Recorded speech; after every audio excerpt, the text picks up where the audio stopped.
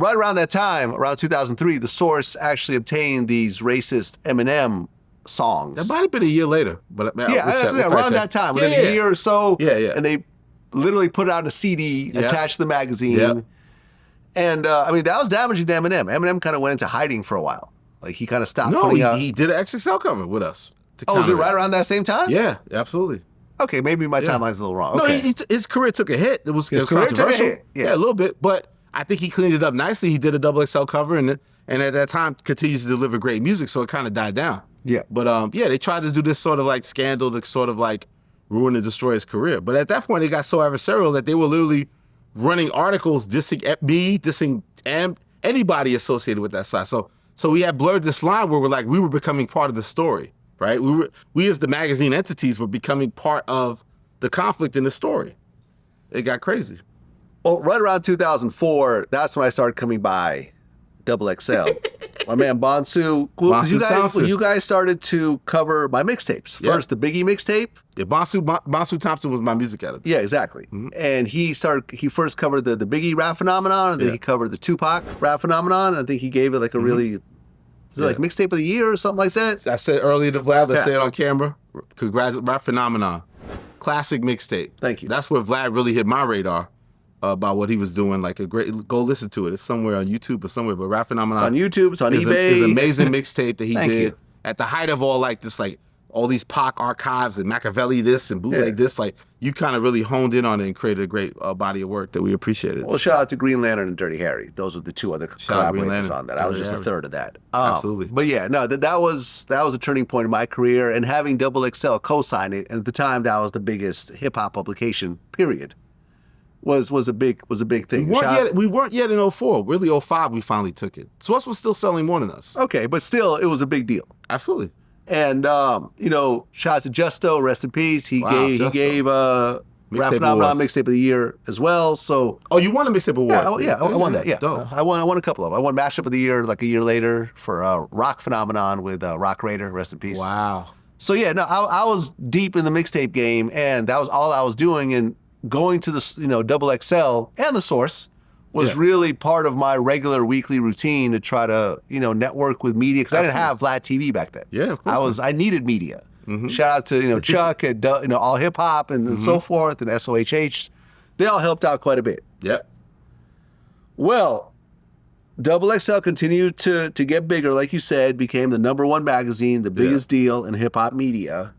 05, I think, is when we finally was like clearly #1 in the space. Yeah. And then in 2008.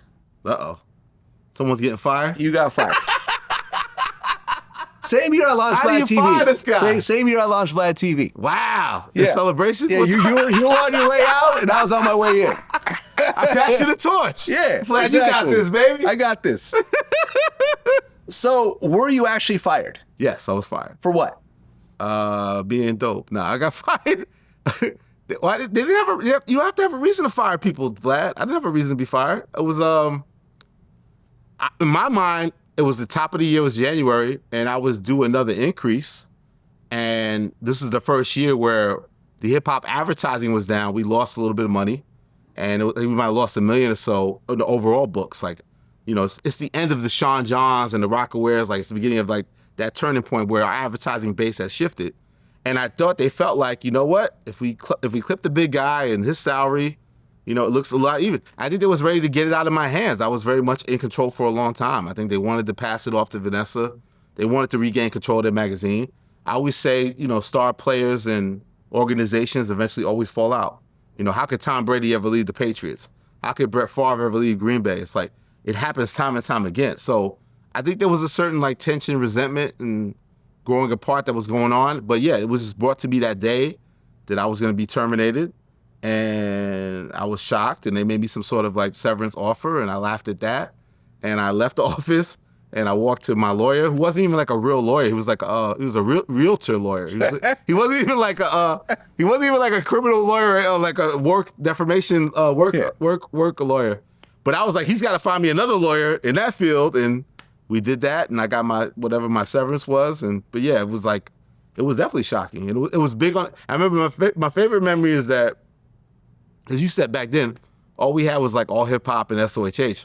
So I remember becoming the headline story of both those sites. And like back then, behind the scenes, people weren't really in the forefront like that. So for me to be like Elliott Wilson fired, it's like all hip hop main story, SOH main story.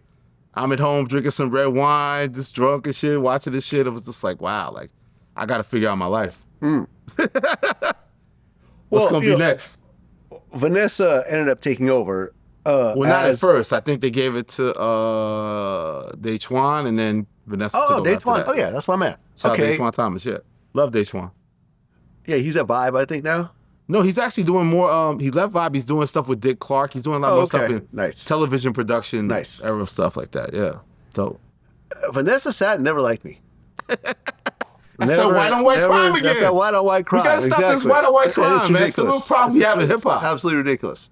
And I remember we need Trap Lore, somebody to do a documentary about this white on white crime, and we gotta solve these white on white crimes. And I remember, can we solve these white on white crimes? This was maybe 2012. I met with Dennis Page. Shout out DPG. And I'm like, look, why don't we do some work together? Like Vlad TV was becoming, was established was established at this point. XXL was still sort of floundering, couldn't really figure out, because magazine sales kept going down and down and down. Let's just call it what it is, right? Absolutely. It's not like it was a booming business. Absolutely. And I'm like, hey, maybe we can work out some ways to work together. I'm running it on the video side. You guys are, an important brand. And I remember Vanessa joined the meeting. Just walked in there and just scowled the whole time. Just angry. The angry middle-aged white woman just sitting there scowling. And then whenever he would bring something, she's like, oh, no, we already know how to do that. No, we don't need him for that. Like, literally, she was like hating on me in front of him. Mm-hmm. And I'm like, all right. Good luck with that magazine Good luck with that shit. Good luck with and I remember at one point, and then I think shortly after that, me and Dennis Page were talking about me buying XXL. Hey. And I was actually going to buy it. Woo. But his thing was like, well, I forgot what the offer was, but you can't go through the books and you just have to buy it sight unseen. And I'm like, fuck out of here, Dennis. What are you talking about? Like, this is not a real conversation. Don't go through the book. Get that brown paper bag, man. Yeah, brown paper bag. And then shortly afterwards, it got sold to... oh, wow. Yeah, I forget the name of the company. It was like some Spanish media company. And wow. Look, these days, XXL is the freshman cover, and honestly, that's it. Yeah.